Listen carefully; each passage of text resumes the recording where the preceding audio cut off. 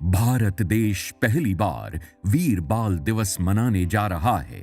वीर बाल दिवस श्री गुरु गोबिंद सिंह साहिब के छोटे साहिबजादों बाबा जोरावर सिंह और बाबा फतेह सिंह जी की लासानी शहादत को समर्पित है। देश के प्रधानमंत्री श्री नरेंद्र मोदी जी ने 9 जनवरी 2022 को दशमेश पिता श्री गुरु गोबिंद सिंह साहिब का प्रकाश पर्व मनाते हुए ये ऐलान किया था कि गुरु साहिब के 7 और 9 साल के छोटे साहिबजादों, जिन्हें जालिम मुगल हुकूमत ने जिंदा नीवों में चुनवा कर शहीद किया था, उन शूरवीरों की बहादुरी का गौरवमयी इतिहास देश के कोने कोने तक पहुंचाने के लिए हर साल 26 दिसंबर को वीर बाल दिवस के रूप में मनाया जाएगा। दिसंबर 1704 में जालिम मुगल सूबेदार वजीर खान द्वारा साहिबजादों और माता गुजरी को अत्यंत ठंड में ठंडे बुर्ज में कैद करके अनेकों तसीहे दिए गए। छोटे साहिबजादों का धर्म परिवर्तन करने के लिए उन्हें कचहरी में पेश किया गया। उन पर झूठे मुकदमे चलाए गए, मौत के डरावे और लालच दिए गए।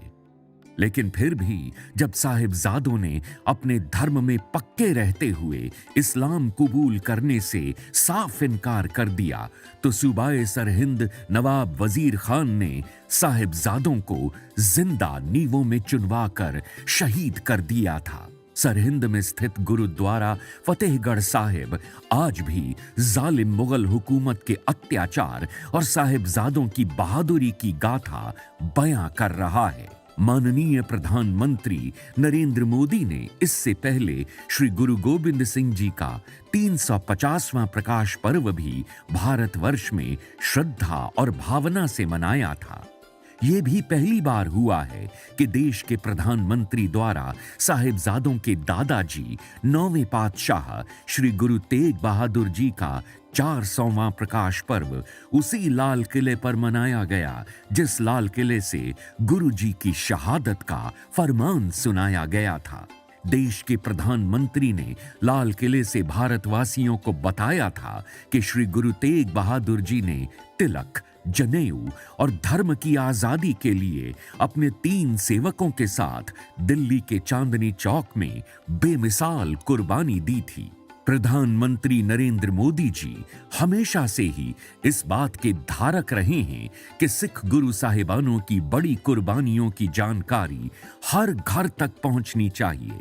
इसी लड़ी में उन्होंने श्री गुरु नानक देव जी का 550वां प्रकाश पर्व बड़े स्तर पर मनाया था। ये भी पहली बार हुआ था कि अलग अलग देशों की एम्बेसियों, समस्त भारत के गवर्नरों, मुख्यमंत्रियों द्वारा श्री गुरु नानक देव जी का 550वां प्रकाश पर्व मनाया गया।